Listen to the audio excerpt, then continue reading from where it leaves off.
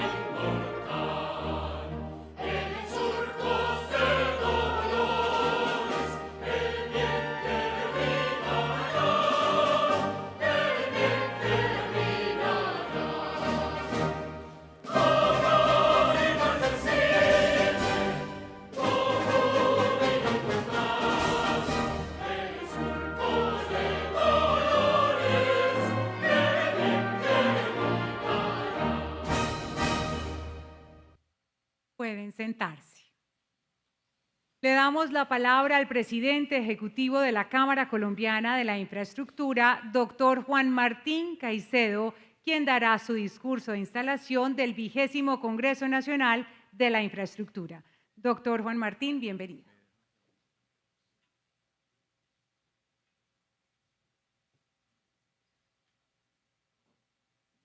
Señor Presidente de la República, doctor Gustavo Petro Urrego, señor Ministro de Transporte William Camargo y directores de entidades del sector transporte, señor Presidente de la Junta Nacional de la CCI, doctor Mauricio Ossa, señor Ministro de Estado para Ferrocarriles del Reino Unido, de Gran Bretaña e Irlanda del Norte, Hugh Merriman, señores funcionarios de la Presidencia Nacional, señores presidentes, directivos, directores de las seccionales de la CCI de Antioquia, Norte y Occidente, señores ministros, viceministros y funcionarios del Gobierno Nacional, señoras y señores embajadores de Bélgica, Brasil, Dinamarca, España, Francia, Reino Unido, Suecia y Panamá, señor presidente de la Federación Interamericana de la Industria de la Construcción, FIIC,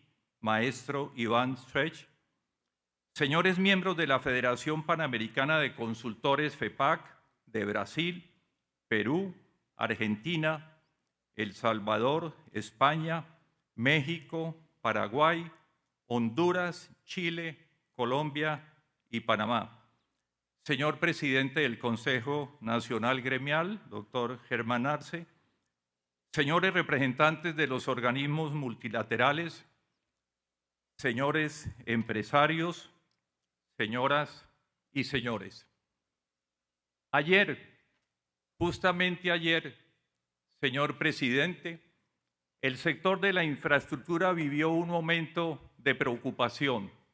En efecto, en algunos medios de comunicación se reveló una noticia en el sentido de que la institucionalidad y el marco normativo alrededor del modelo de concesiones no sería preservado. Sin embargo, en conversaciones gratas con el señor ministro de Transporte y su equipo de trabajo, se hizo evidente que el Plan Nacional de Desarrollo de su propio gobierno plantea robustecer el intermodalismo, la infraestructura social y las vías comunitarias justamente a través de esa misma institucionalidad. Lo anterior, sin perjuicio de que el gremio ha expresado su preocupación en relación a los mecanismos de contratación directa, en algunos casos sin límite de cuantía, previstos en el propio plan de desarrollo y su reglamentación.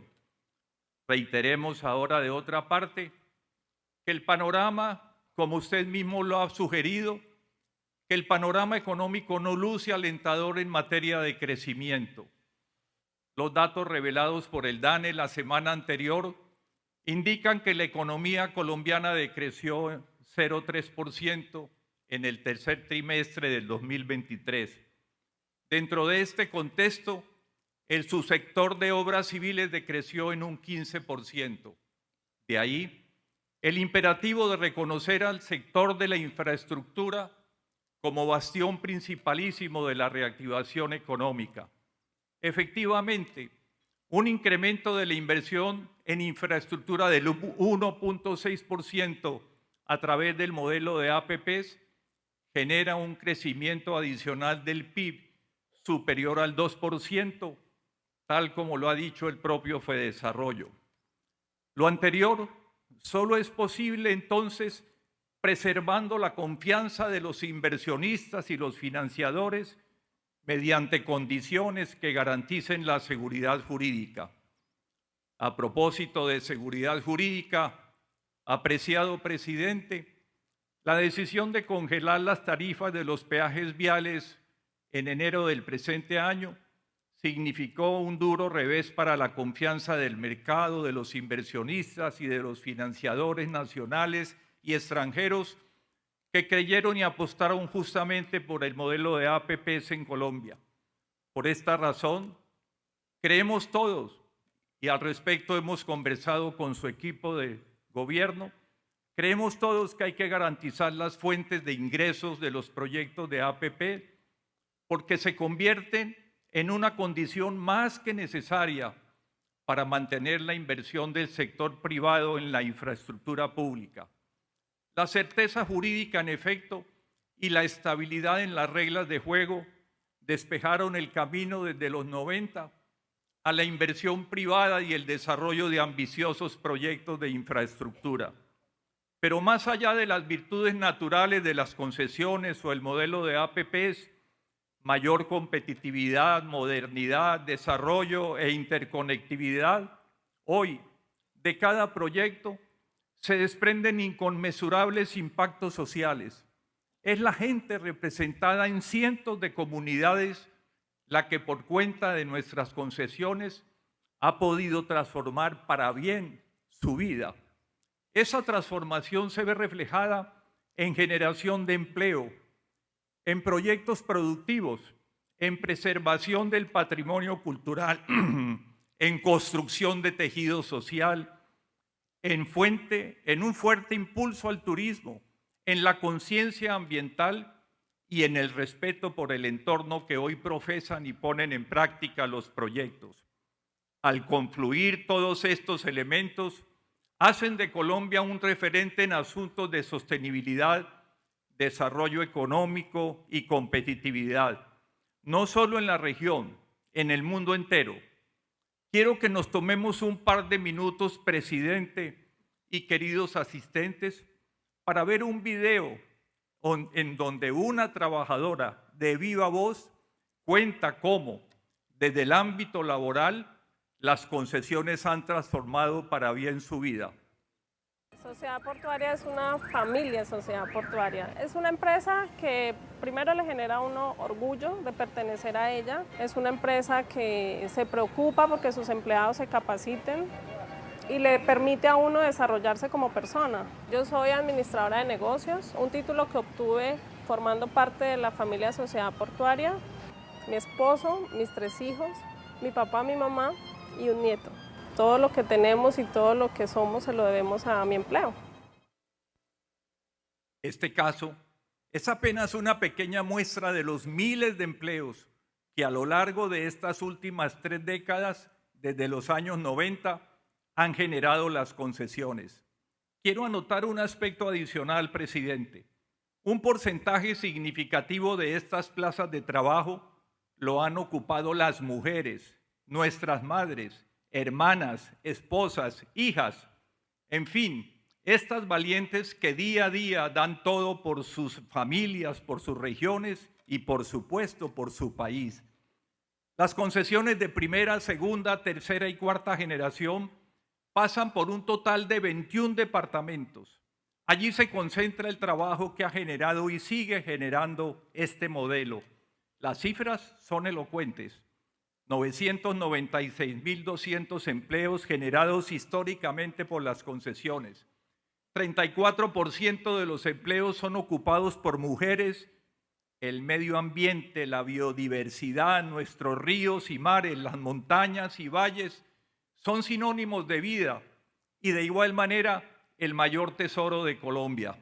Hoy, sin embargo, se cierne sobre todo ello una amenaza innegable, usted lo ha dicho, el cambio climático. Nuestras concesiones son conscientes de esta realidad y por eso han venido impulsando durante los últimos años, más por convicción que por obligación, una serie de programas orientados a hacerle frente a dicha amenaza. Veamos ahora en el siguiente video un pequeño ejemplo de lo que están haciendo las concesiones en pro del medio ambiente. Sociedad Portuaria Regional de Cartagena y Contecar llevan hasta las comunidades a Ecoguardianes, que no es solo un programa, es una filosofía de vida.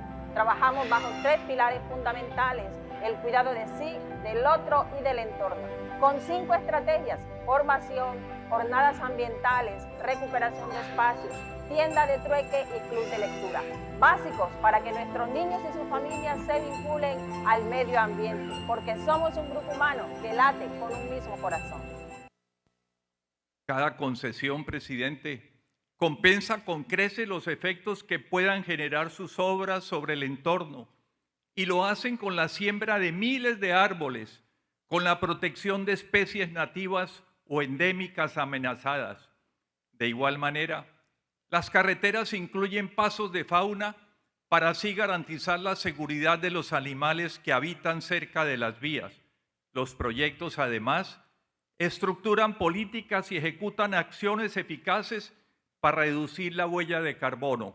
Repasemos unos números. Aproximadamente 1.100 programas de sostenibilidad ambiental, cerca de 3 millones de árboles plantados, 1.2 billones en inversión en programas medioambientales. Actualmente, en las concesiones que aún están en construcción, sus frentes de obra encuentran día a día invaluables tesoros arqueológicos, utensilios prehispánicos, vasillas, joyas, ornamentos, instrumentos de trabajo, entre muchos otros, pertenecientes a las comunidades que siglos atrás se asentaron en la zona donde hoy se despliegan las megaobras. Estos hallazgos enriquecen sin duda y seguirán enriqueciendo nuestro patrimonio ancestral. En Colombia, un país con tanta cultura, sus ancestros fueron justamente los artífices de la herencia prehispánica con la que hoy nos identifica el mundo. Desentrañar esa herencia es el enorme desafío que reclaman las nuevas generaciones para no dejar páginas inconclusas en el libro de la historia de Colombia. Solo así será posible fortalecer la cultura e identidad del país. Demos una mirada rápida a estas cifras. 2.500.000 elementos arqueológicos hallados, 28.000 predios gestionados por las concesiones, 21.560 predios gestionados a nombre del Estado. Colombia, un país surcado por montañas, por extensas llanuras y bañado por ríos que desembocan en 2 océanos, plantea extraordinarios desafíos ingenieriles. La impronta de nuestros constructores, cuyo ingenio es inigualable, ha permitido brindar las soluciones que exige una geografía tan diversa como la colombiana. Veamos ahora, si usted nos lo permite, presidente, un par de emotivos testimonios, como muestran concesiones, gracias a sus monumentales obras, están cambiando para bien la vida de miles de colombianos. El beneficio es de que por lo menos por acá queda mucho más cerca, todo, más a mano todo, mientras que por el lado de allá es más vueltica, tiene más tiempito para descansar al menos. Soy feliz por las vías que estoy corriendo ahora por Colombia, muy bonitas y en buen estado. Antes de que construyeran esta carretera habían muchos huecos y cada vez que uno se sentaba, un hueco siempre lo levantaba. Era bastante doloroso, la cabeza de la que sufría. Eso fue mucho más diferente cuando taparon los huecos, que la primera vez de que los taparon se volvía, gracias a la lluvia, se volvían a destapar, hasta cuando construyeron la vía completa. Quedó un éxito, no hay nada que lo pare a uno, no tiene que pegar frenadas duras.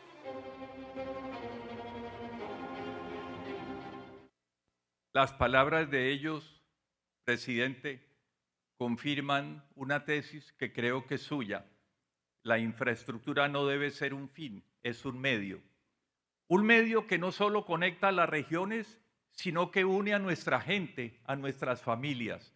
Los proyectos de 4ª generación generarán una disminución promedio, además, aproximadamente del 30% en los tiempos de desplazamiento a lo largo de sus corredores.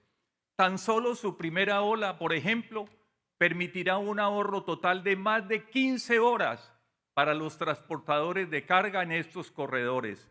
Las cifras son contundentes. 10.000 kilómetros intervenidos, 1.100 puentes y viaductos construidos e intervenidos, 90 túneles construidos e intervenidos. Las vías y aeropuertos concesionados, además, han sido factor definitivo para impulsar el turismo en el país.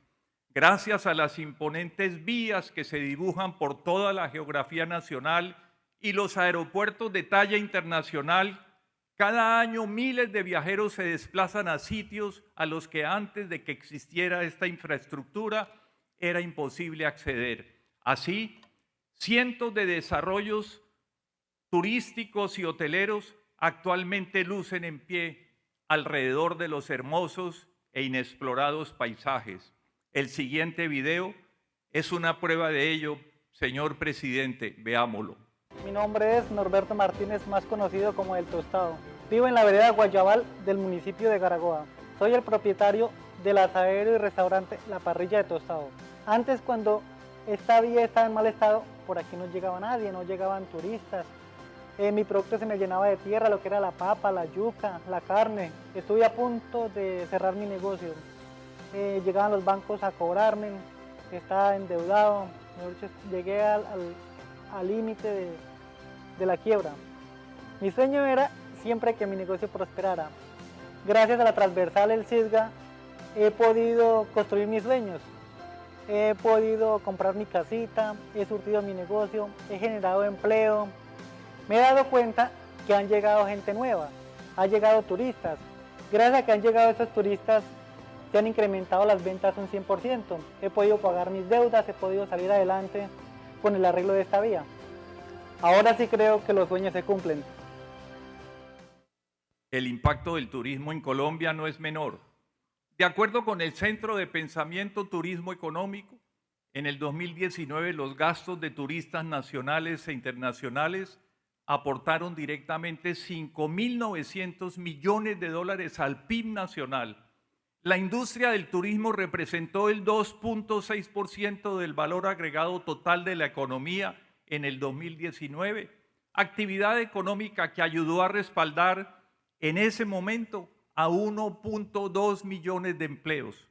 Para el 2022, según los datos de la cuenta satélite de turismo reportados por el DANE, la contribución del sector turístico a la economía fue del 2.1%. Muy bien, hablemos ahora de cómo la inclusión social también está impresa en el ADN de las concesiones. Muchas de ellas vinculan en sus nóminas a reinsertados de las guerrillas o del paramilitarismo. ¿En procura de qué? De fortalecer el tejido social. Veamos cómo lo están haciendo.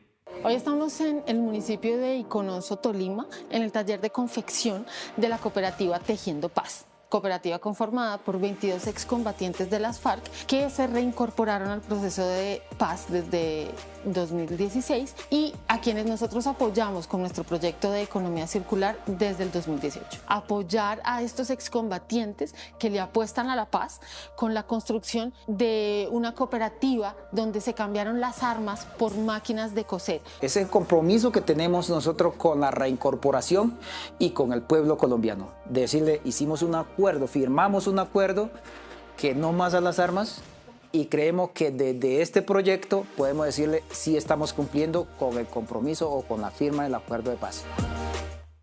Así, presidente, con el compromiso de nuestras concesiones, seguiremos trabajando por la paz. Ahora bien, sin los peajes de los gobiernos recientes, sobra decirlo, difícilmente habrían podido acometer las obras que han enmarcado esta revolución de 30 años. Seguramente el Estado se habría visto obligado a hacer recortes en educación, salud, vivienda, seguridad, justicia, o lo más preocupante, habría tenido que tramitar, tal como lo ha establecido Fedesarrollo, no menos de 5 o 6 reformas tributarias de 20 billones de pesos aproximadamente cada una. Todo bajo el inconveniente de que terminarían pagando las obras cada uno de los colombianos, incluso aquellos que no usan la infraestructura. A hoy, la inversión total de capital privado en infraestructura pública asciende a una suma histórica que supera los 100 billones de pesos. Y como si lo anterior fuera poco, con puertos de contenedores extremadamente eficientes, Cartagena y Buenaventura, por ejemplo, en los puestos 5 y 20 del ranking del propio Banco Mundial, y también con infraestructuras aeroportuarias de la talla del aeropuerto del Dorado en Bogotá. En 30 años de concesiones, en fin, superamos un rezago de 100 años en infraestructura. No en vano, y para orgullo de Colombia, la banca multilateral aquí presente utiliza como referente mundial el modelo de concesiones del país. Dicho lo anterior, centremos la atención en la búsqueda de propósitos comunes, gobierno y sector, para recuperar la economía de manera pronta y eficaz. Y para estimular este propósito de trabajo concertado, presidente, recordemos que según Fedesarrollo, por cada incremento en la inversión en infraestructura del 0.7% del PIB en promedio anual, la tasa de desempleo se reduce en 0.8 puntos porcentuales y la tasa de pobreza en 0.6 puntos porcentuales. Así las cosas, confiamos en que proyectos claves para la economía nacional y la competitividad del aparato productivo, tales como el de Mulalobo Guerrero en la costa pacífica y las obras pendientes de la perimetral del oriente en el centro del país, puedan materializarse prontamente. Igualmente, es el caso de la vía estratégica a todas luces Bucaramanga-Pamplona en el oriente colombiano. También se hace imperativo licitar prontamente un conjunto de proyectos cuyas inversiones ascienden a más de 25 billones de pesos. Entre ellos sobresalen las vías Pasto-Popayán, Villeta-Guadas, Calarcá-La-Paila, el tren La Dorada-Chiriguaná, el aeropuerto de Cali y la ampliación del Dorado. No sobraría para ello de igual manera un plan especial con el fin de avanzar prontamente en la aprobación de estas iniciativas en el DNP y en el Ministerio de Hacienda.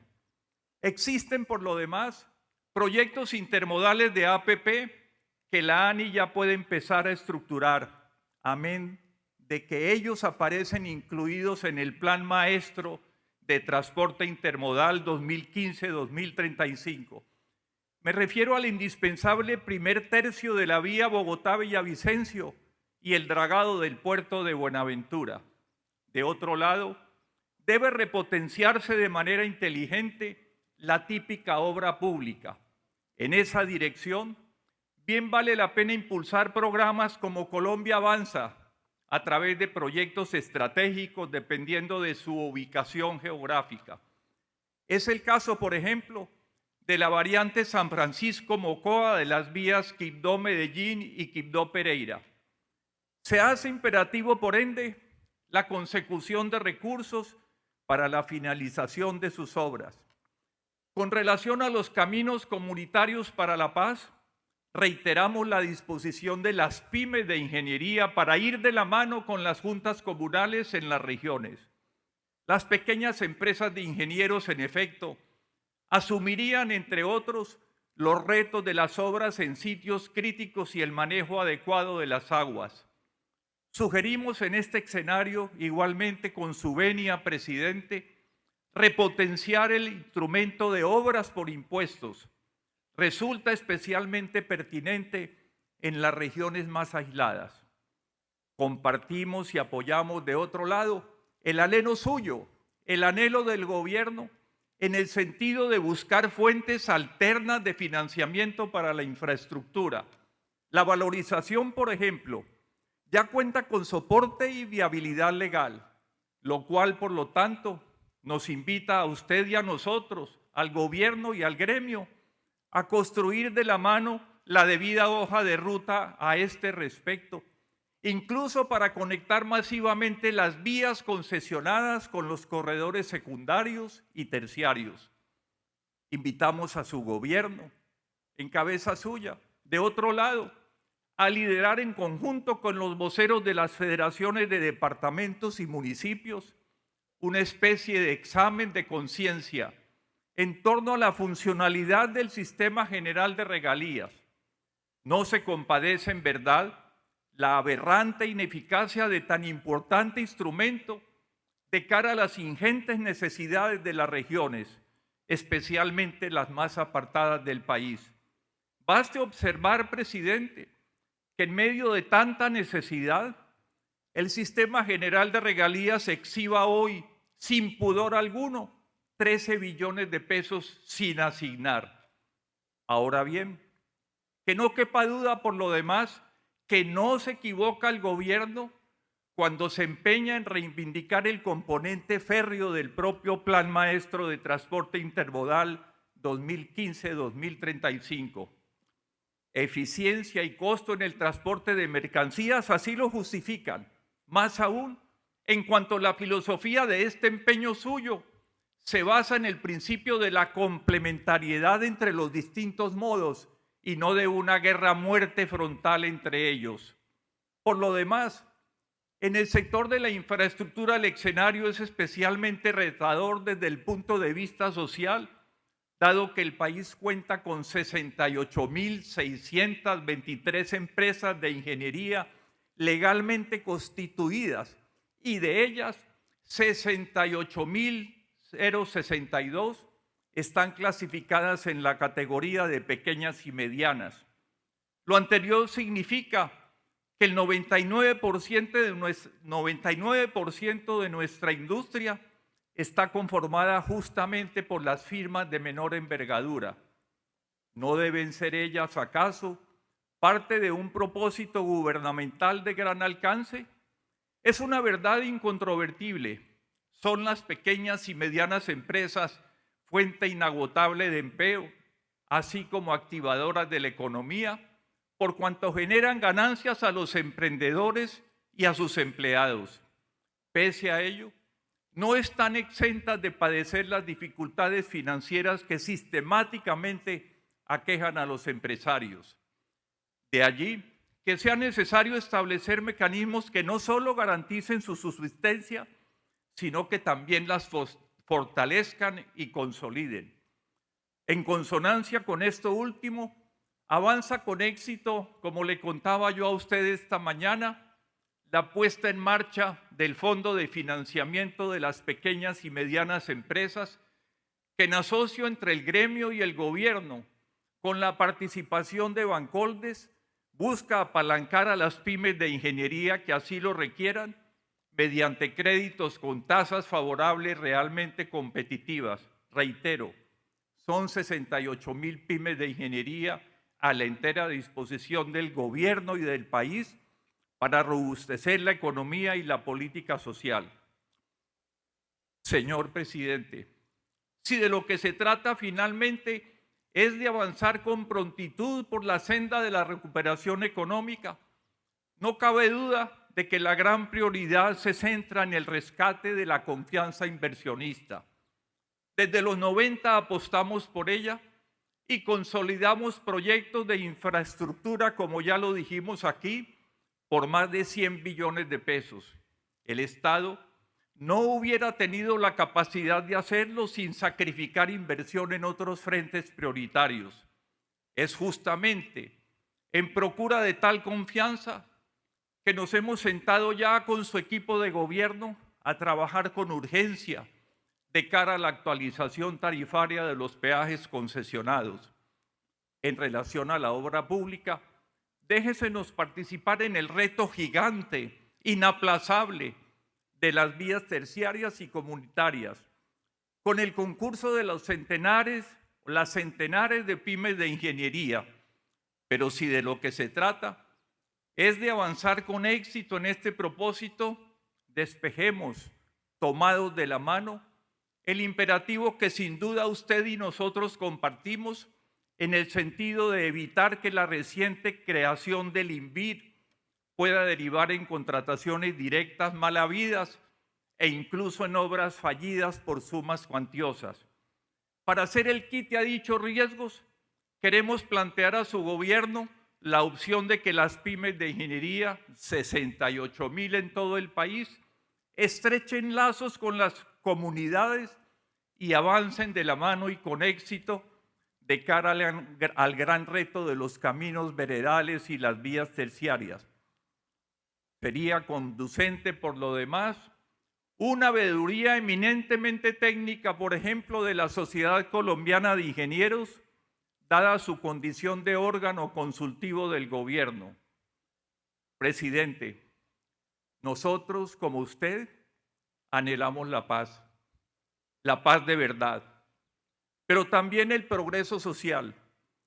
Queremos que esos anhelos vayan y vengan por los proyectos intermodales que construimos nosotros y que arropen a los campesinos cuya suerte depende de las vías más apartadas del país. Todo, presidente, para que la paz sincera también llegue a los puertos, incluso, ¿por qué no pensarlo?, como producto exportable, y que a la vez los usuarios de nuestros aeropuertos cada vez más modernos también puedan volar en paz. Es por todo ello, presidente, que los empresarios que repletan este auditorio se ponen ahora en pie. No lo hacen para aplaudir al suscrito que solo los interpreta aquí de manera modesta, sino para aplaudir su propia esperanza, que no es otra distinta que la esperanza de este país formidable.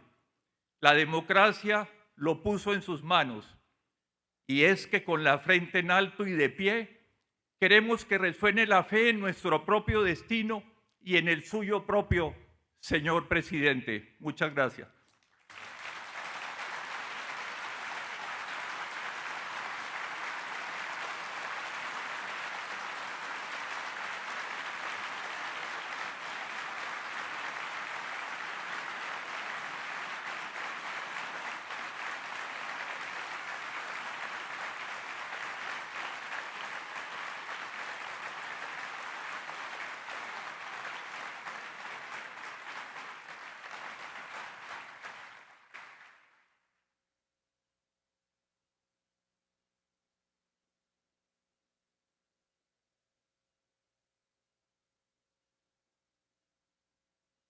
Muchas gracias, doctor Juan Martín Caicedo.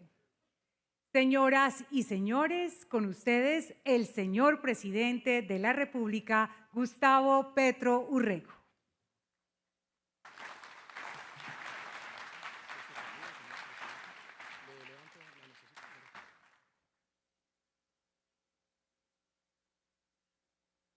Bueno, señor presidente ejecutivo de la Cámara Colombiana de la Infraestructura, Juan Martín Caicedo Ferrer, presidente de la Junta Directiva Nacional de la Cámara Colombiana de Infraestructura, Mauricio Ossa, ministro de Estado para Ferrocarriles del Reino Unido e Irlanda del Norte, Yu Meri Man.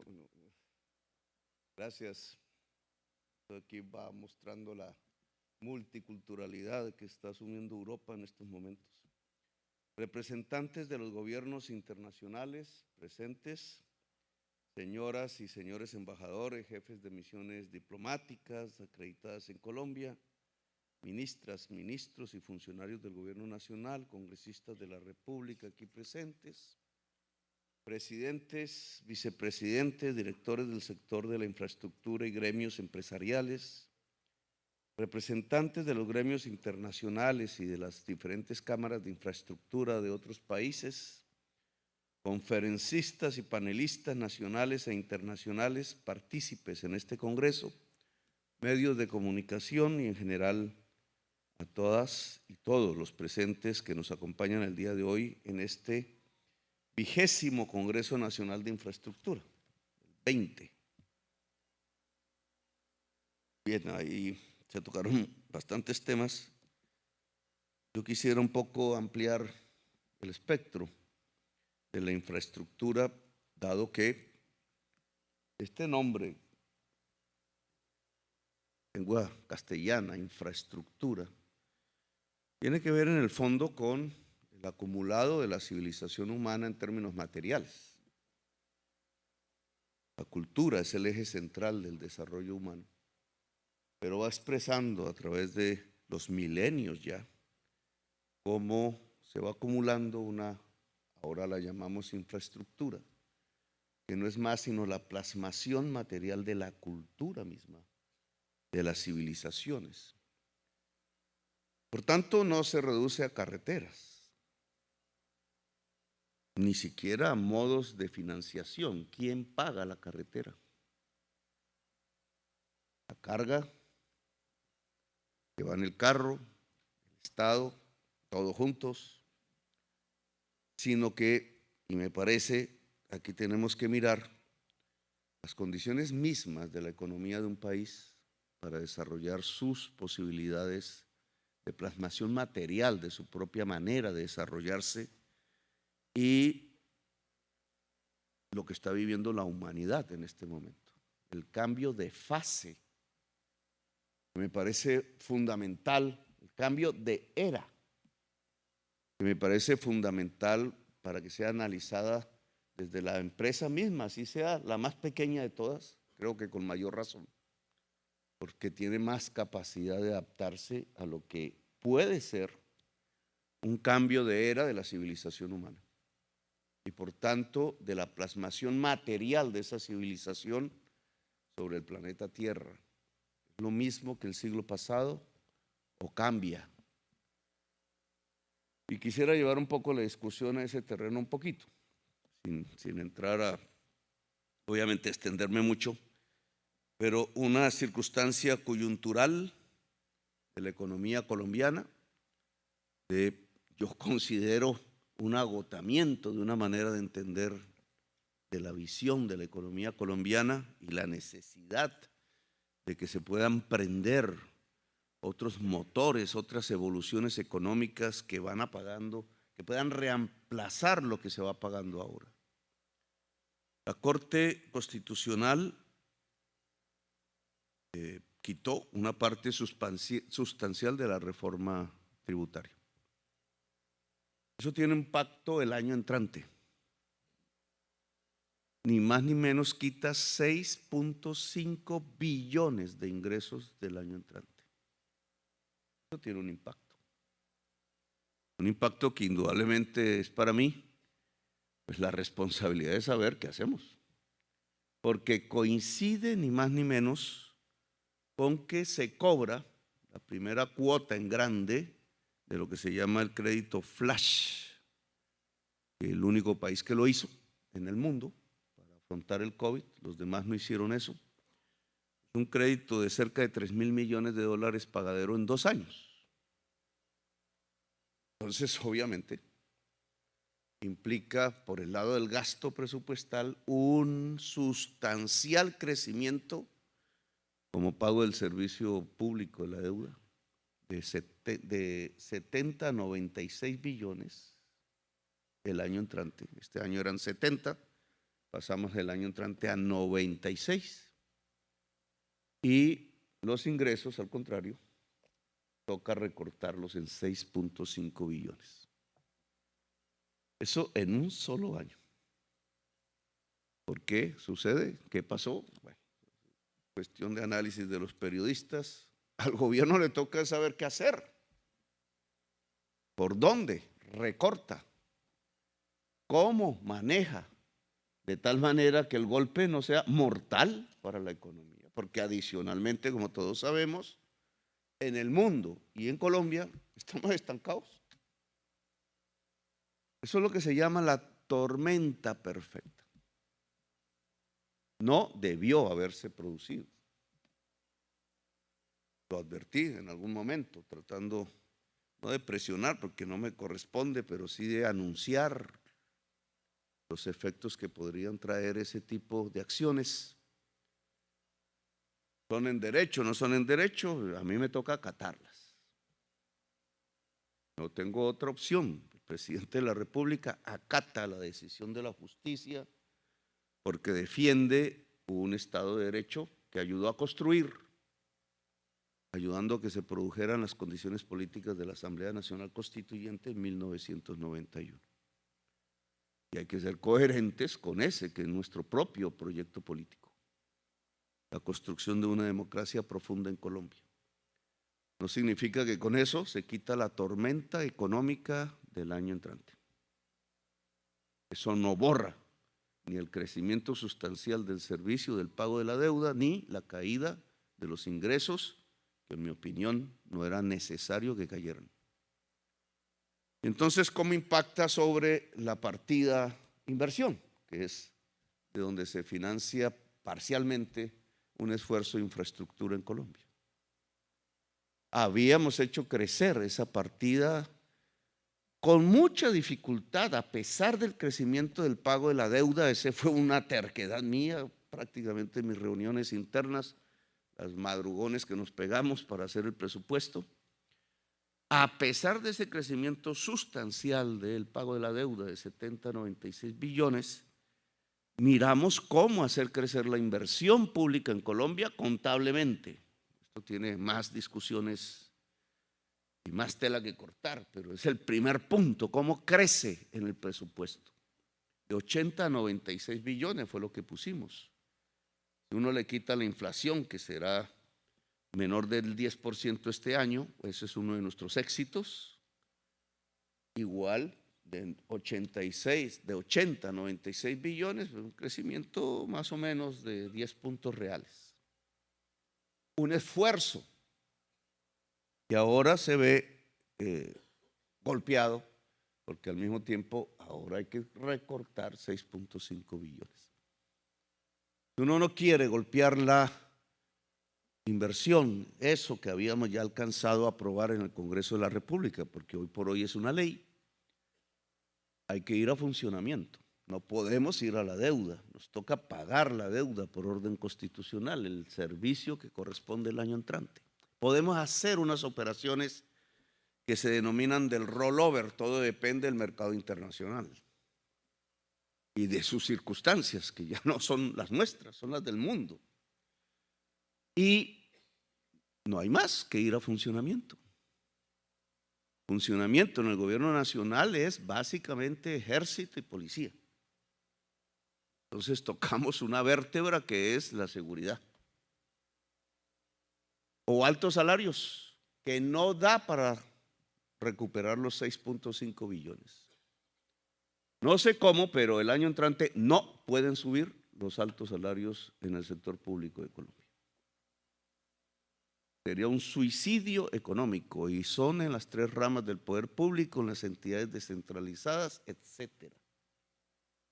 Nos tocó, dadas estas decisiones, el congelamiento de los altos salarios en el país, que ayudará en parte, porque no alcanza la cifra de 6.5 billones.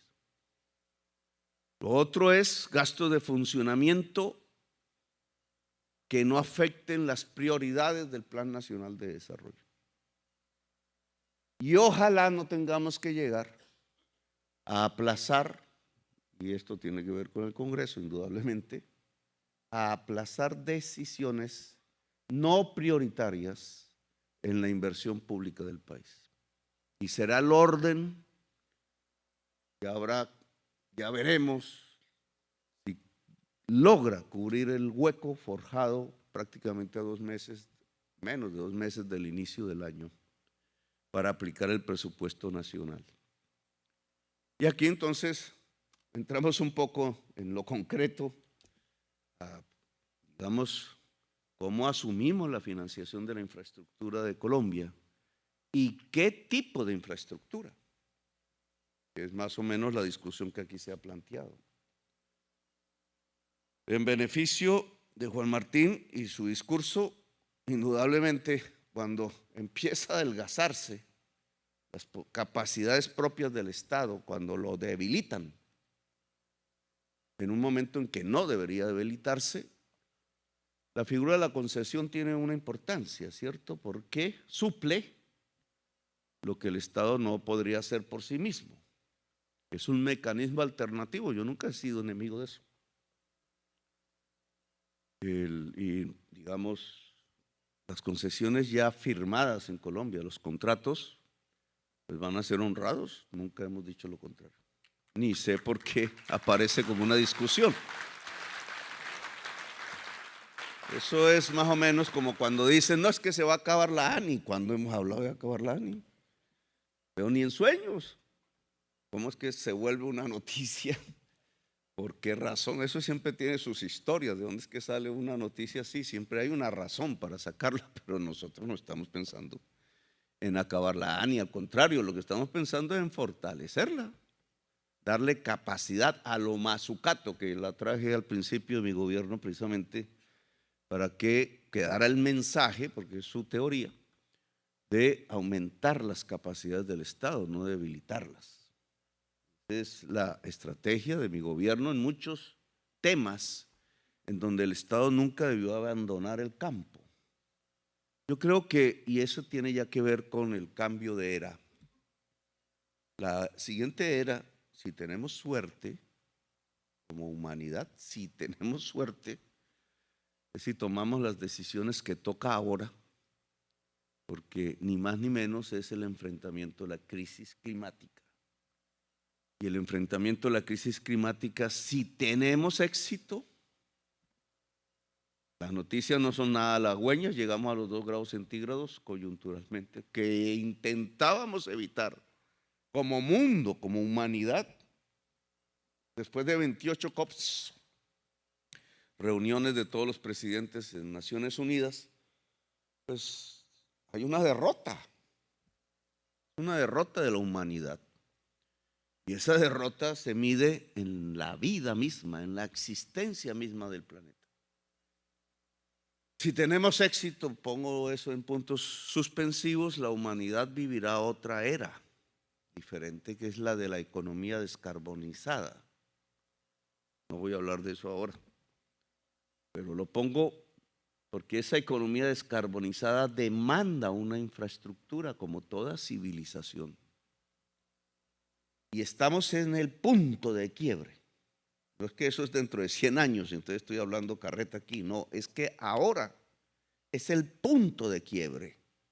Por tanto, tanto el Estado como usted lo puso, los 78,000 pymes de ingeniería, como las grandes empresas de ingeniería, tienen que entrar, todos tenemos que entrar a cómo se define la ingeniería de esa nueva economía. ¿Cómo es? ¿Es exactamente la misma del siglo XX o varía? Entonces, pues aquí entramos en lo concreto. A pesar de nuestra debilidad económica, tenemos que cambiar de era. Y sin entrar en, que puedo equivocarme, son hipótesis, nosotros tenemos que ver la infraestructura del país en una dimensión, en mi opinión, más amplia que la carretera. Y esto toca varios aspectos. Si queremos entrar a una economía descarbonizada, ¿cómo es la infraestructura que necesitamos en el país? Y le propondría varios temas, los voy a simplemente a describir sin entrar a profundizar cada uno, porque no alcanzaría este congreso, habría que hacer el 21, inmediatamente termine este. Sedes educativas, muchas, interconectadas. Universidades en todo el territorio nacional, no universidades como cuerpo jurídico, por hablar así, sedes, infraestructura para la educación, que puede ser el mismo colegio que puede dar servicios para los 3 años del preescolar, en el principio que es fundamental, incluso es la principal política de seguridad de un país, es poder lograr que su niñez en la primera infancia logre coger amor al saber.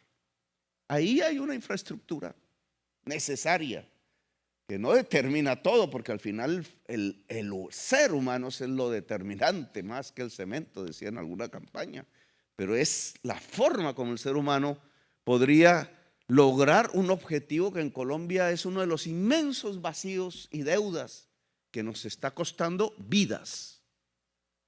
Si nuestra tercera infancia, no me refiero a la bogotana, que mal que bien, ha logrado acceder a este tipo de ofrecimiento institucional, sino a la niñez de toda Colombia, en donde no. Y entonces aquí mismo en esta ciudad, saliendo de estas murallas, a mí este sitio siempre me ha producido hasta ganas de escribir algún tipo de artículo, saliendo de esta muralla, no las de Cartagena, pero también saliendo de las murallas de Cartagena está la Cartagena real, y la Cartagena real no tiene sus niños en un jardín infantil. Y ahí se va produciendo una enorme crisis social. Claro, no la medimos ahora, la medimos en 20 años. No es la urgencia del político, que necesitas comprar votos y el bebé no vende el voto, pero es la urgencia de la sociedad. Y en esa medida, uno de los objetivos tiene que ver con esto. Yo dije que iba simplemente a describir, pero la sede de la educación en Colombia, la infraestructura de la educación en Colombia, desconcentrada en el territorio nacional, es uno de los objetivos fundamentales que esta sociedad tiene que tener si quiere pasar a la otra era, si es que la humanidad es capaz de pasar a la otra era en este momento. Es el saber. No tenemos opción sin el saber. Saber académico, saber popular, saber ingenieril, si lo queremos concretar en esto. Los saberes de las, en plural, ingenierías.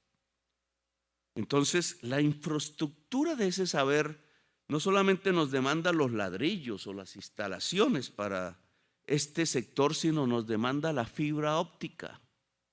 Lo pongo solo, no es la única. La conectividad. Colombia es el peor país de la OCDE. Yo voté por entrar a la OCDE precisamente para que aparecieran estas estadísticas, no tenía otro objetivo, sino que se muestre la realidad. La OCDE acostumbra a sacar estadísticas de muchos temas que no las conocíamos los colombianos. No teníamos con qué compararnos, nos mirábamos el ombligo, creyendo que estamos en el mejor país del mundo. Y estamos en el más bello del mundo, pero no precisamente en la mejor sociedad del mundo, en tanto no hemos alcanzado objetivos que la humanidad ya ha alcanzado en muchos lugares del planeta. La conectividad es uno. Hoy, en el siglo XXI, juntar saber y conectividad es fundamental para una economía descarbonizada. Y ahí hay un vacío. Somos el peor país de la OCDE en conectividad. Lo que se ha hecho, porque se han hecho esfuerzos, las licitaciones, la 4G fue la última, no ha servido para cerrar la brecha. Nos hemos equivocado en cosas desde el Estado, también desde el sector que llaman privado. La comunidad ha sido aislada de lo que es la conectividad en Colombia. Pareciera que fuera una cancha en donde solo juega el Estado. Esas son concesiones del espectro privado para unas empresas que ustedes conocen, moviéndose alrededor del tema de la telefonía móvil. Pero el 40% de la sociedad colombiana, si lo ponemos en el mundo rural, está mayormente desconectado. Incluso la estadística de 60% conectado es un tanto falsa. Lo que hemos medido es por si tenemos este aparato, no por si la gente puede usar este aparato en lo que toca.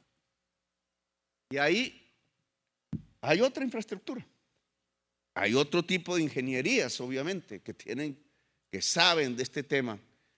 La ingeniería de la conectividad ligada a la comunidad, que es la que está hoy desconectada. La comunidad no pudiente no es un problema de mercado, porque si yo aplico el mercado, lo pongo como un símil, pues me da el mapa geográfico de donde están los cajeros automáticos.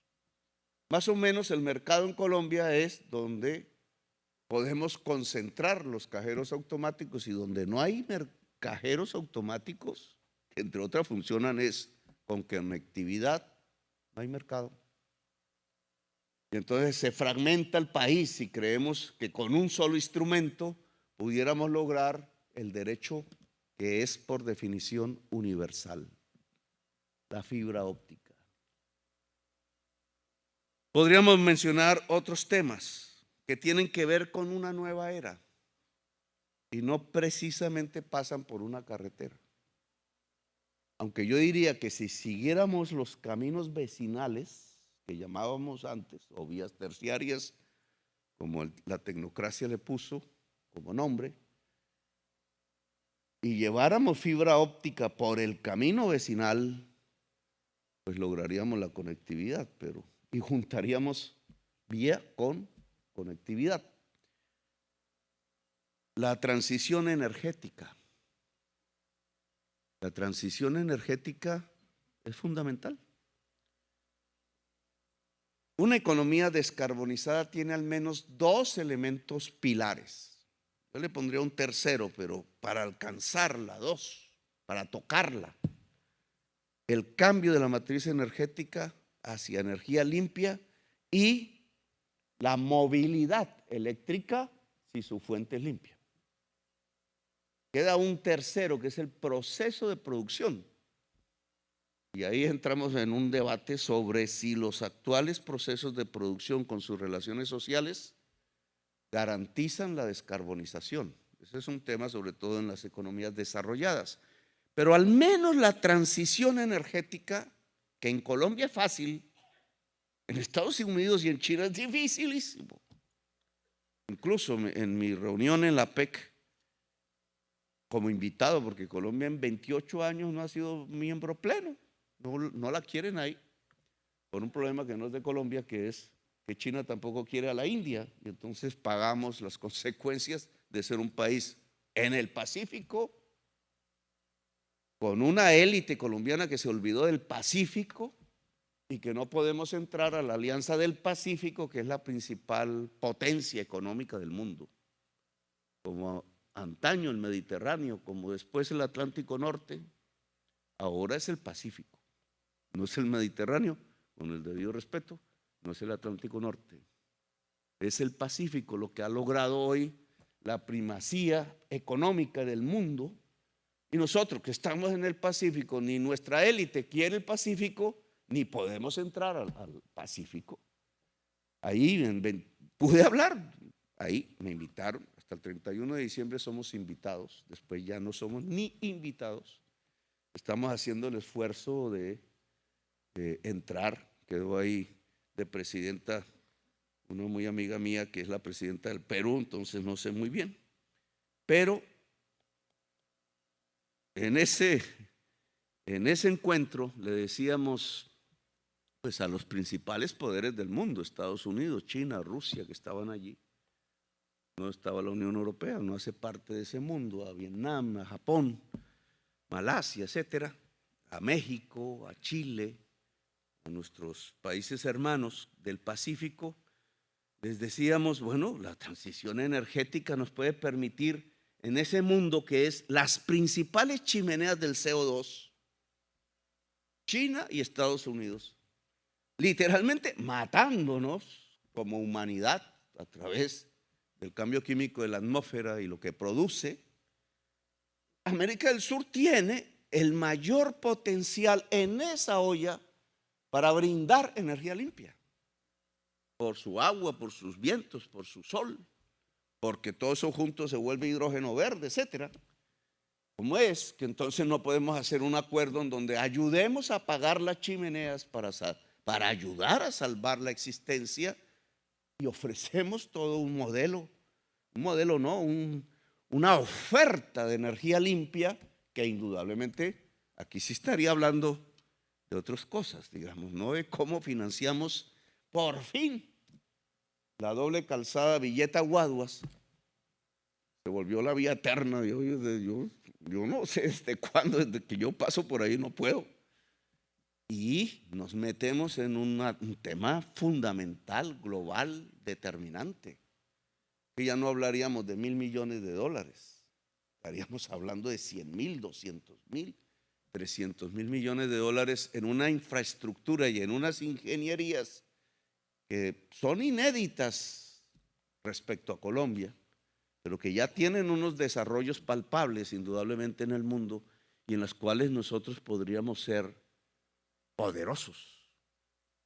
Y si nos viéramos como Latinoamérica, repoderosos.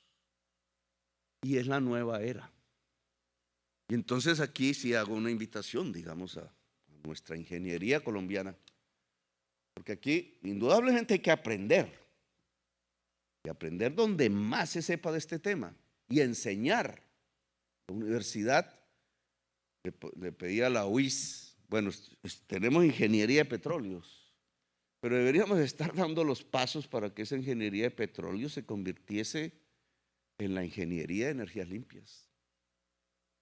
¿Dónde está la primera facultad de ingeniería de energías limpias? Me la cuenta porque puedo yo desconocer esfuerzos, pero la primera que íbamos a forjar en la Universidad de La Guajira se desplomó en el decreto de emergencia en la cual la habíamos configurado. Ahora la presentaremos como proyecto de ley, pero necesitamos facultades de energías limpias, incluso donde más, en los lugares donde más se puede desarrollar las energías limpias de Colombia. Esta es toda una infraestructura. Y no es solo la mega infraestructura que se desarrolla en el mundo. Entonces, si uno va a Argelia, indudablemente en Argelia puede haber kilómetros cuadrados de paneles solares generando energía eléctrica. Y puede ser la solución de Europa si logra resolver sus problemas de conflicto entre los pueblos europeos, los pueblos árabes, musulmanes. Pero nosotros aquí también podemos desarrollar la microingeniería para energías limpias, el techo de la casa, el parque, usar el parque, esos que tienen techo, o ponerles techo de paneles solares y generar la energía eléctrica del barrio. La energía municipal, un alcalde que de pronto sea avisor de estos problemas, ahora que viene la nueva generación de alcaldes. Generar, le hemos llamado a eso las comunidades energéticas. Igual que hay comunidades de conectividad, que implica un tipo de ingeniería de la conectividad, hay comunidades energéticas que implica un tipo de energía en el tema pues, eléctrico y de energías limpias. y podría pulular a lo largo y ancho del país. Es más, necesitamos que pulule como una especie de red capilar. Alguien nos traería aquí un problema cierto en el caso de los megaproyectos. No es que la consulta previa, que la licencia que de la corporación o del ANLA, tema cierto, porque yo me estoy enfrentando con eso. La Guajira, que sería el gran portador de este tipo de energía limpia, tiene dificultades por este tema, por falta de comprensión, incluso por degradación de la política. Pero el microproyecto, y estoy hablando de las pymes entonces, de las 78,000 que aquí se mencionaron, el microproyecto puede perfectamente como sumatoria resolver la transición energética de Colombia. Como sumatoria en lo que se llama las energías distribuidas. Y relato aquí un poco esto para mostrar que hay un amplio espectro de la infraestructura en Colombia poco desarrollado, con vacíos indudables estadísticamente, conectividad, energía limpia, etcétera, pero que podemos desarrollar y que puede ser una alianza entre comunidad, Estado y pequeña empresa de ingeniería. No digo que no hagamos los megaproyectos, porque también podemos. Claro que si ligamos la geotermia, la cordillera central, con una línea exclusiva eléctrica hasta Buenaventura, en Buenaventura puede haber hidrógeno verde para China. Ni más ni menos. Ahora llegó el primer crucero de turismo. No voy a extenderme porque también el turismo necesita una infraestructura. ¿Cómo se llega a Colombia, el país de la belleza? ¿Cómo saltamos y duplicamos el número de turistas extranjeros, que son las divisas que nos pueden reemplazar la caída indudable que va a tener la exportación de petróleo y el carbón, que no es por capricho del presidente, es porque el mundo va a dejar de comprar? Ya lo está haciendo por la crisis económica mundial. Turismo en el corto plazo. Pero ¿cómo se llega a Colombia? Por Ecuador, que se cayó la carretera.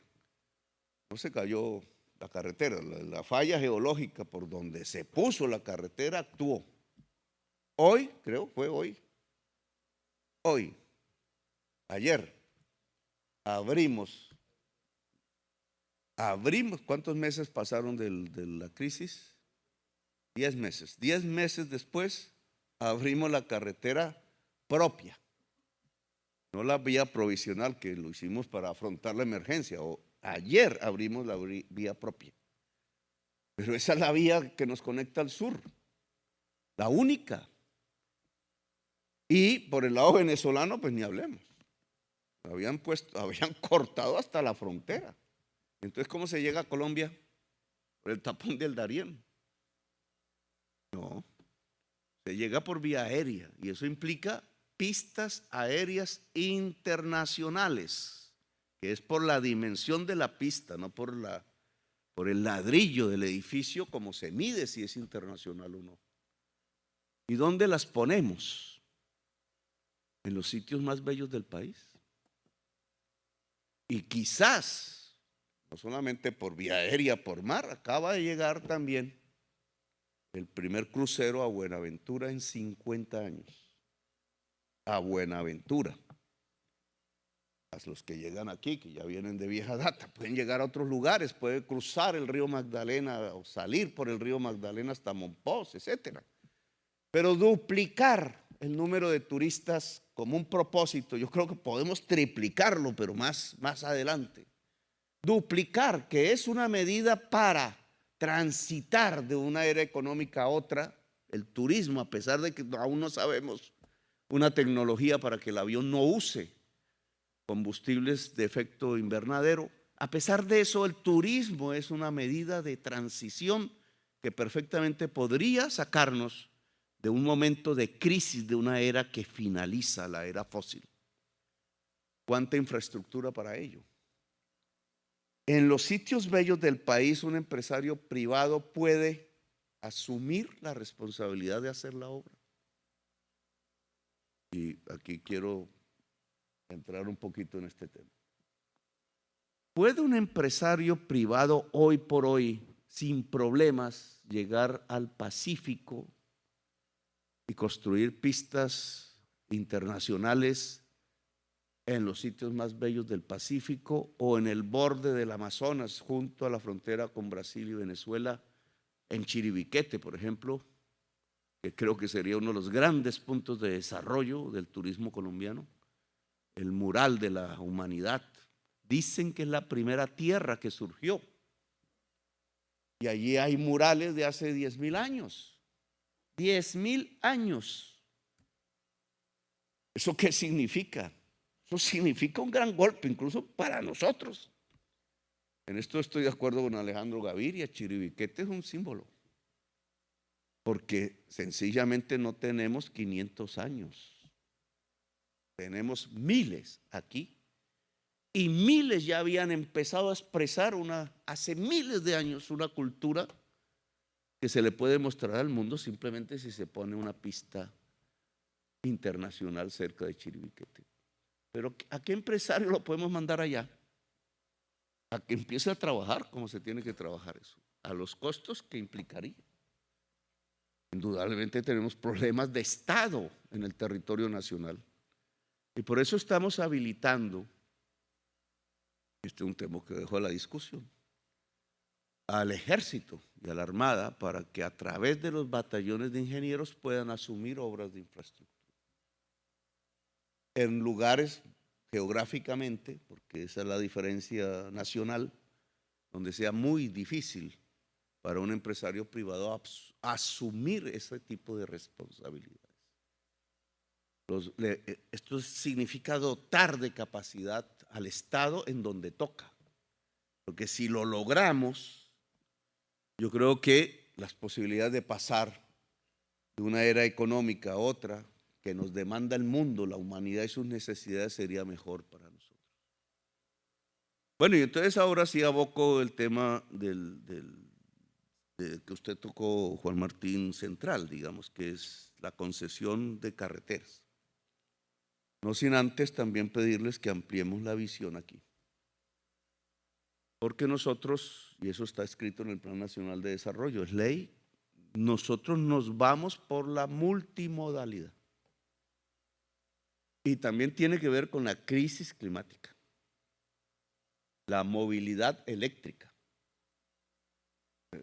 ciudadana, local, urbana, y la movilidad nacional, eléctrica, que en las tecnologías que tenemos, hay pilotos de muchas cosas, es básicamente férrea. Lamentablemente, destruimos la obra de nuestros abuelos, que eran sabios en eso. Destruimos nuestra red de ferrocarriles, como siguiendo el modelo norteamericano. Creímos que eso era modernidad. Los europeos no cayeron en tamaño error. Los europeos están años luz por delante de nosotros y los chinos. Y nosotros, los estadounidenses, hacen esfuerzos por reconstruir, tienen con qué lograrlo, y nosotros quedamos en el peor de los mundos. Ni tenemos con qué, y destruimos nuestra infraestructura ferroviaria. Hablar de un metro aquí se volvió subversivo, es una cosa de los izquierdistas comunistas, entonces no hay que hacerlos, dicen. Pero no, la infraestructura es un acumulado civilizatorio, no pasa por las diferenciaciones políticas. Claro que hace tiempo debimos tener el metro subterráneo de Bogotá. Claro.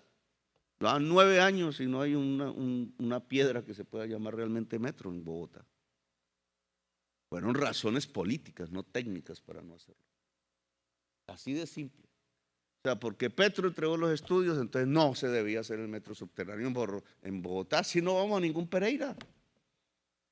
Entonces, porque no sé quién habrá empezado la obra de Villeta Guaduas, algún gobierno, hace mucho tiempo ya. Entonces, porque fue ese gobierno, entonces yo no voy a terminar la obra de Villeta Guaduas. Así no se hace. Así no se hace, así no se desarrolla una sociedad. Yo creo que fueron los godos los que hicieron el metro de Londres. Nosotros le hicimos Londres a los godos, a los conservadores. por si uno se ubica por allá, no creo que hayan sido los laboristas. Una obra de conservadores. Pero ¿qué tal? Entonces, en los cambios de gobierno en Inglaterra hubieran suspendido el metro de Londres, que tiene siglo y medio ya de existencia y es de los más desarrollados del mundo. Lo que hicieron con Bogotá realmente fue un crimen. Un crimen. Pero ahora, mirado esto a nivel nacional, pues peor, destruyeron toda la red de ferrocarriles del país. Como en México, yo estuve comparando con la historia de México, la canción de la Revolución Mexicana estaba escrita en términos de líneas férreas. Si Adelita se fuera con otro, ya se me olvidó, iría por tierra y por mar. Si por tierra, en un tren militar, dice la canción, más o menos dice así, ¿cierto? Tren militar. Pues los mexicanos se movían era por tren y ahora no, ahora están tratando de empezar otra vez sus líneas férreas. Las construye la primera, que se llama Tren Maya, la construye el ejército, el Tren Maya. Y la segunda que ellos tienen pensado es unir el Pacífico con el Atlántico para complementar el Canal de Panamá, que tiene serios problemas. La principal obra de infraestructura de la historia de América Latina, que fue nuestra, y por bobos la perdimos, el Canal de Panamá, por matarnos entre nosotros, la perdimos. El Canal de Panamá tiene complementos y son férreos. México lleva la delantera. Nosotros lo propusimos aquí. Nosotros no queremos perder esa delantera y le explico por qué. Porque la vía férrea más corta, diferente a Panamá, que puede ser complementaria porque no sustituye el canal, está en Colombia. Está en Colombia. Es el Golfo de la bahía de Cupica, puerto, y el lado chocuano del Golfo de Urabá. Ahí hay un punto, y ahora no recuerdo, que puede hacerse también un puerto profundo. Una vía puramente chocuana. Puramente chocuana. No resolvería problemas de nuestra estructuración económica interna, indudablemente, pero daría una fuente de recursos para el Pacífico, que ni hablamos. Son menos de 100 kilómetros de ferrocarril. Si se usa el río Atrato, eso está por definirse técnicamente. Si no, es un poco más, 180 kilómetros de ferrocarril. Alterno al Canal de Panamá. Por ahí pasaría permanentemente vagones del comercio mundial pagándonos. Buques a un lado, buques al otro. Lo férreo, la capacidad de lo férreo. Claro, si alguien me dice una carretera, pues ahí no fregamos. Porque hay que tumbar la selva, ni más ni menos. Un viaducto de ferrocarril permanente y automático casi. Podría solucionar un problema fundamental del comercio mundial. Esto lo podríamos hacer, incluso el viejo sueño, que esto no es, el viejo sueño de la altillanura colombiana que está en el corazón, tiene el mismo tamaño de Ucrania, tiene más agua que Ucrania, se pueden corregir sus tierras para que sean fértiles, hoy no lo son, con cuidados ambientales muy especiales que antes no se tenía, y simplemente una línea férrea junta al Pacífico y al Atlántico y pasa por el corazón de toda lo que podría ser la nueva reserva agroalimentaria de América. Y eso son infraestructuras, pero férreas. Entonces ese cambio hacia lo férreo yo quiero que se contemple. Para nosotros es la prioridad. ¿Por qué? Porque estamos viviendo una crisis climática y el transporte férreo es limpio. Si la fuente de energía eléctrica es limpia. Y es eficiente. Y disminuye los costos de producción, en este caso los de transporte. Los pone en otras condiciones económicas diferentes a una incompetencia que tenemos alrededor de nuestra movilidad. No sustituye el camión, porque entonces ahora ciertos activistas uribistas van a ir a las asociaciones de camioneros a decir, Petro les va a quitar el trabajo. No, porque simplemente cambia la ruta, las formas, porque es multimodal la movilidad. Entonces, este salto hacia lo férreo, que podríamos hablar de muchas de las posibilidades que tiene, pues es fundamental e implica una ingeniería. En lugares donde es difícil hoy meter un empresario privado, pues lo puede hacer, aprender a hacer el ejército o la armada. En otros lugares donde esta dificultad no existe, pues estamos atentos, pero es un cambio un poco de mentalidad, digamos, que es lo que me gustaría discutir con ustedes, que pueden ser concesiones ferroviarias, pues es lo que vamos a entrar a licitar la primera, ¿cierto? Más o menos en qué mes, primer trimestre del año entrante, la concesión ferroviaria de Dorada a Chiriguaná, que es el eje central económico del país. Esto es diferente a Copico, porque aquel es el eje de un comercio mundial por Chocó, Copica. Y este es el eje central de nuestra economía, que hay que desarrollar, porque si no, ¿para qué estamos aquí? Pero entonces, lo férreo, lo aéreo, lo fluvial, porque, ojalá lo pueda, ya nosotros aprendimos en Bogotá que uno tiene que dejar los contratos con acta de inicio. En Bogotá, cuando no llegamos al acto de inicio, nos acabaron todos los contratos, que eran los tranvías en Bogotá, modo férreo en Bogotá. Y el metro, pues ni hablemos. En donde logramos el acta de inicio, que fue el cable de Ciudad Bolívar, no pudieron devolver la obra. Quisieron, pero no pudieron. Nosotros ya aprendimos la lección. Como no sabemos quién va a gobernar, espero que el que siga sea otro gobierno progresista. Entonces hay que dejar en este gobierno actas de inicio para que no devuelvan las obras. Y queremos, ese sí es un sueño mío, que entre Villavicencio y Puerto Gaitán se pueda hacer un contrato privado de concesión de una vía férrea que tiene la siguiente característica. Al llegar a Puerto Gaitán se usa la navegabilidad del Meta y del Orinoco y estamos en el mar. Es la forma de acercar, ya no por el lado del río Magdalena, sino por este lado a Bogotá con el mar. Y de poder, que es la gracia, porque a Bogotá le queda más cerca el río Magdalena, pero la gracia es ver si se puede desarrollar económicamente la altillanura colombiana. Creo que sí se podría. Bien, entramos a las concesiones de carreteras.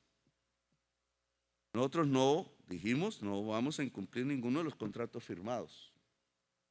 Ese no es el propósito nuestro. El propósito es que tengan otras fuentes de financiación fuera de peajes. Y se ha adelantado durante todo este año, porque no sabía la ANI hacerlo, no sabía el gobierno nacional hacerlo. Nosotros, yo cuando fui alcalde, sí sabíamos hacerlo, pero encontramos ese gran salto de discapacidad entre el distrito y la nación, la valorización. En Bogotá se han hecho muchas obras por valorización y hay una experiencia institucional que nos tocó trasladar a ver si la nación aprende a hacer obras por valorización. Es una forma no sustitutiva, sino complementaria del peaje.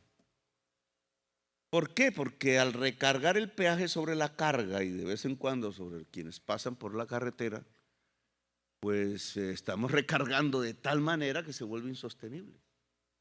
Es demasiada carga financiera sobre la carga de la economía del país, que lamentablemente en general es importaciones, pero que tiene que lograr ser mucho más plural. La valorización no se puede cobrar en cualquier carretera. Depende de la estructura social que rodea la carretera. Y en esto quiero, porque yo sé cuál será el titular mañana, cuando quisimos detener el predial, entonces nos dijeron que íbamos a subir 300% el predial. No, queremos detener el predial en la mayor parte del impacto que provocaría sobre la población, que no tiene el ingreso suficiente. Aquí lo mismo, cada carretera tiene una estructura social diferente. No es lo mismo la doble calzada Popayán-Pasto que la doble calzada Ruta del Sol 2. No es lo mismo socialmente. ¿Por qué se hizo primero la Ruta del Sol 2 y no se hizo la de Popayán-Pasto? Buena pregunta sociológica y política. Pero las estructuras sociales que rodean las carreteras son diferentes.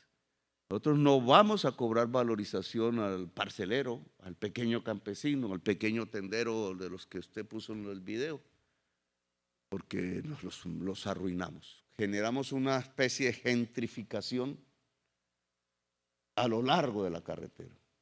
Se van colocando grandes negocios, grandes poderes, porque se valorizan los bienes que provoca la carretera, que al final pues lo pagan otras personas, y se arruinan los pequeños. No, con la valorización hay que tener las variables que permitan que sobre cierto tipo de capacidades pudientes que hay que colocar, porque ha valorizado el predio, para que haya una fuente, una cofinanciación. Y descarguemos un tanto el peso financiero de la construcción de carretera de quienes transportan cargas, que es finalmente el eje y la base de la economía nacional. Eso estamos buscando. Vamos a ver la Ruta del Sol 2, que yo creo que es la obra emblemática de las concesiones y que hay que analizar. Pues es este gobierno el que la abrió. Hemos acabado el año y la pusimos a funcionar. Eso no sale en los medios. Pero otro gobierno la cerró por razones que no son culpa de ese gobierno, sino de la corrupción. Primer golpe, la corrupción, que está en el origen de la obra. Segundo golpe, se cierra porque los problemas jurídicos derivados de la corrupción prácticamente agotaron la posibilidad de la Ruta del Sol 2 con la importancia que tenía en el país, y este gobierno la abrió y está en funcionamiento. Ese es, digamos, lo que podemos entregar ya en materia de concesiones. Estamos cerrando otros procesos para abrir. 5Gs se les denomina, o 4Gs avanzadas, no sé.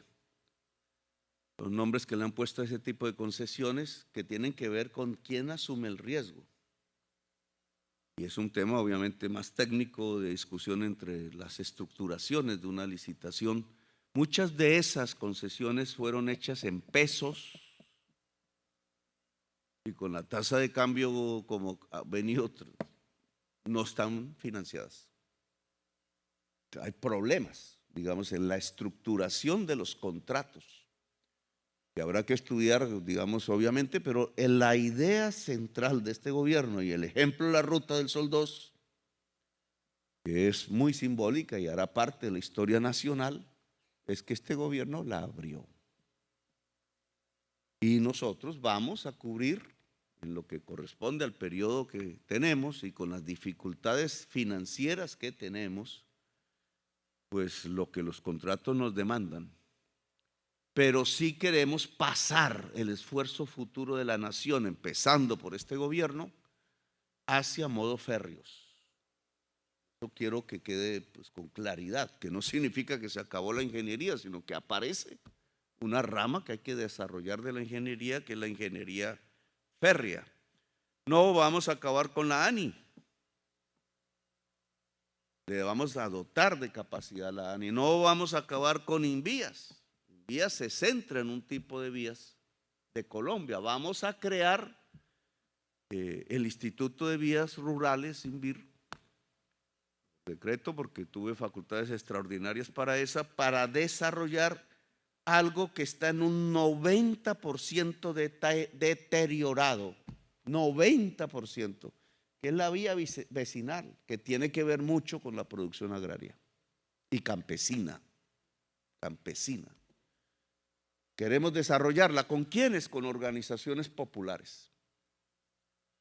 Y aquí hay un punto que vi digamos, de disímil. Si nosotros desarrollamos la contratación con la organización popular, Junta de Acción Comunal, por poner un ejemplo,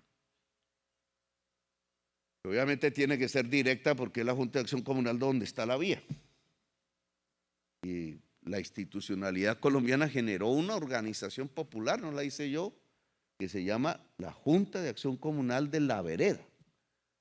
Esa vereda, si tiene que arreglar su vía, ¿quién la puede ayudar a arreglar? La Junta de Acción Comunal de esa vereda.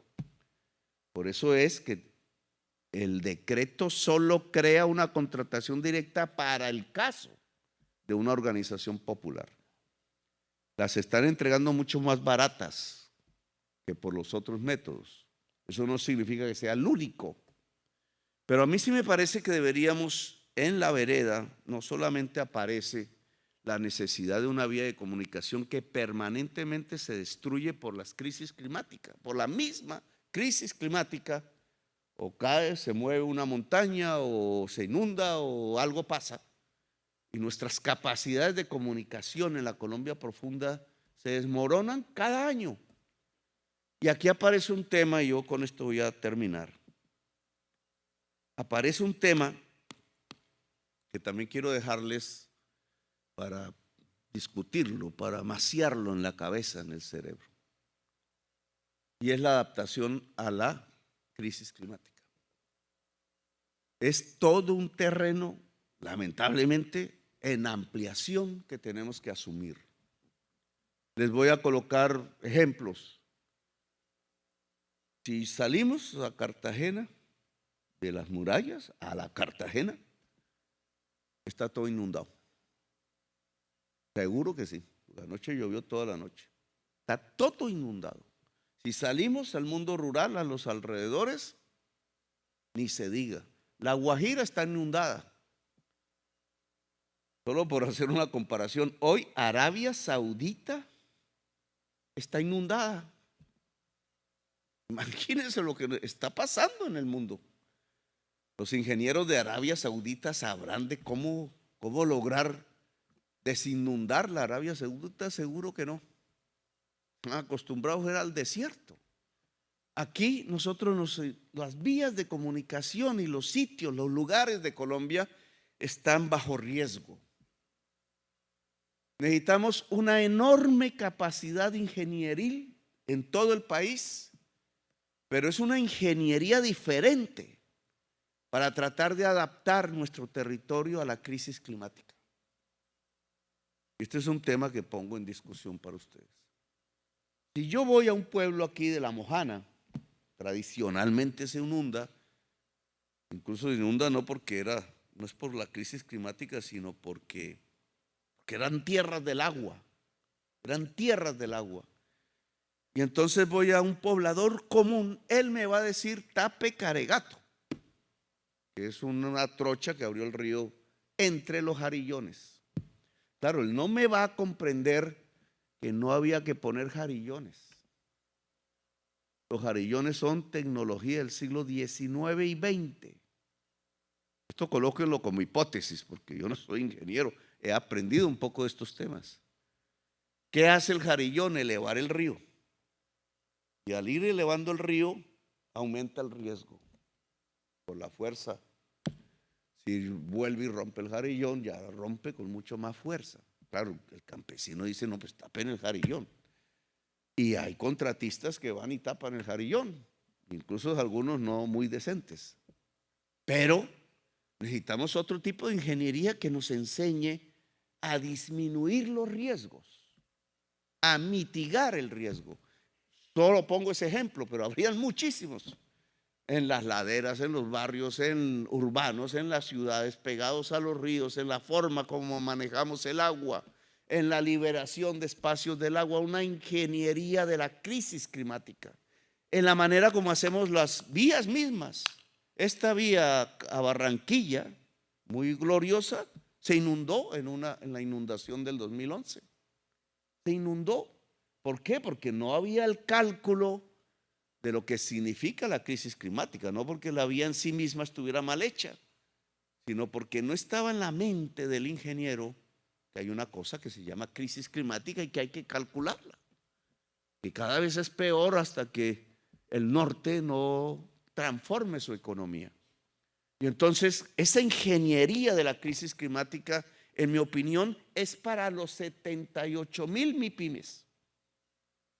Porque la adaptación a la crisis climática, no solo la mitigación, que es el cambio de la matriz energética, la movilidad eléctrica, sino la adaptación, es decir, que no nos muramos en una inundación, en una caída de una montaña, necesita de ingeniería, no la tiene la comunidad.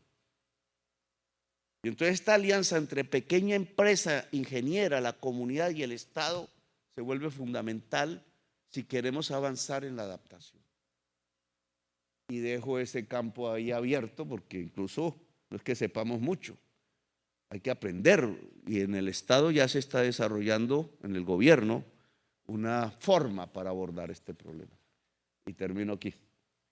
Entonces, gracias por haberme escuchado, muy amables, y espero que estemos para el 21 Congreso avanzando en este tipo de discusiones.